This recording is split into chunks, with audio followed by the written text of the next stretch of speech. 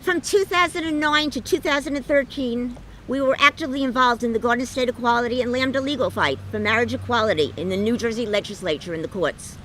You may remember reading about the challenges we endured at the hands of employers, healthcare organizations, government agencies, and even a funeral director when we suffered the unimaginable and had to bury the youngest of our 4 children.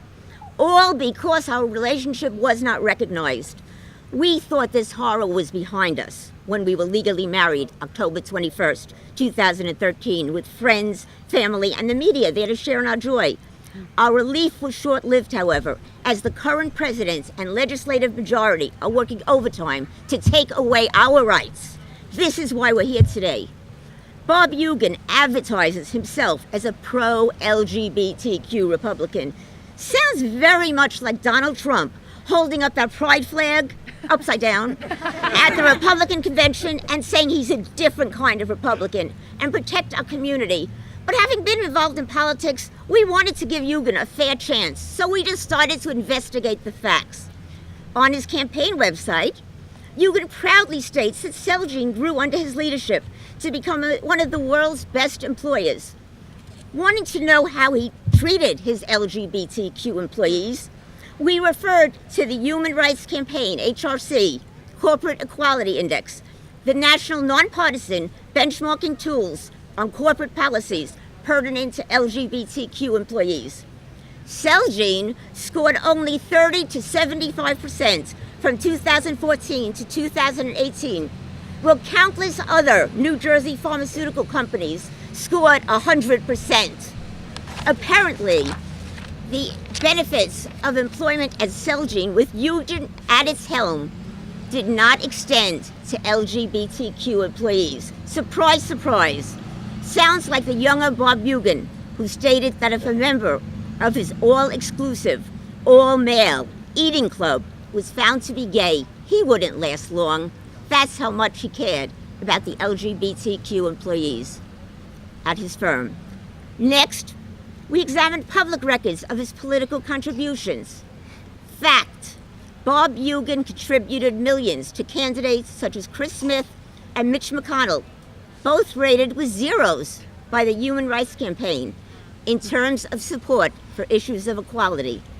He also contributed to conservative PACs, which have financed campaigns for anti-gay candidates. Fact: Bob Hugin donated over $150,000 to Chris Christie's campaign for president. That's personal for Marsha and I. Governor Christie vetoed the marriage equality bill that we worked so hard to pass in both houses in February 2012. Fact: Bob Hugin donated $100,000 to a PAC backing Donald Trump for president, and another $5,200 directly to Trump's campaign. He was a member of the New Jersey Finance Campaign Committee for Trump's transition team. Fact: Bob Hugin contributed over $200,000 to the Republican National Committee, which, as part of their July 2016 platform, explicitly defined marriage as being between one man and one woman. Hugin was a Trump delegate at that convention. Fact: we spent much time researching the internet and speaking to leaders in our community. Despite Bob Hugin being a longtime New Jersey resident, there is no record, I'll repeat, no record of his contributing to the battle for marriage equality in the state, nor did he attend any New Jersey legislative or court hearings. This is further confirmed by scores on the HRC Corporate Equality Index, which evaluates such contributions.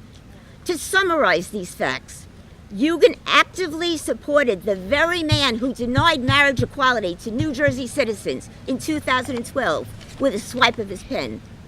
Hugin provided an inferior work environment for LGBTQ employees, and he continues to finance anti-gay candidates. He states he's a pro-marriage equality candidate, but his actions show he is the same intolerant homophobe who attended Princeton University.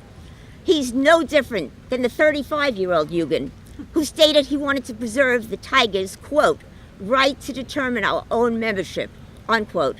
The stakes are even higher now. He's actively advocating to determine his own membership and make it a conservative-only legislative membership that will deprive us of our rights. Bob Hugin has proven himself to be another Trump. He will lie and pander to voters only to overturn their rights once in office. Louise and I cannot afford this. We are in our 60s and need to know that our marriage will be honored on a federal level.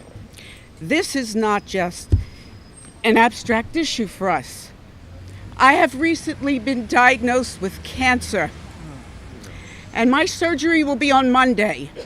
Yes, I have joined the ranks of those who deserve an apology from Bob Hugin. As a lesbian couple, we face not only the unknowns and anxiety that any married couple faces in this situation, but due to the current president, as well as the conservative legislative majority, we also have to worry about whether we will be guaranteed the respect and benefits, including spousal Social Security and Medicare, that we have worked for. We have to worry about the federal government. Will they vote to allow religious exemptions, leaving us financially and emotionally destitute? Based on Hugin's actions, we have every reason to fear this will be the case if he's elected. In sharp contrast, we know that our current Senator, Bob Menendez, will fight for our rights. We also researched the Human Rights Campaign Congressional Scorecard, which evaluates how elected officials have voted on issues of equality. Just to be clear, yes, this is the same HRC that evaluated Celgene. Senator Menendez has scored 100% in all congressional sessions since 2007.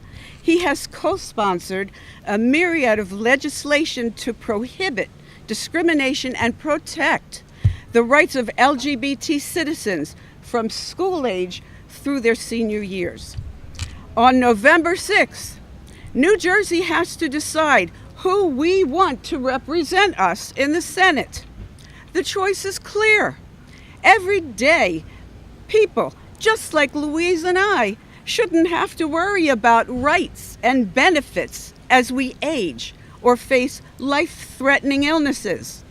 New Jersey citizens must re-elect Senator Menendez, the only candidate who has demonstrated his commitment to fighting for the rights of all people.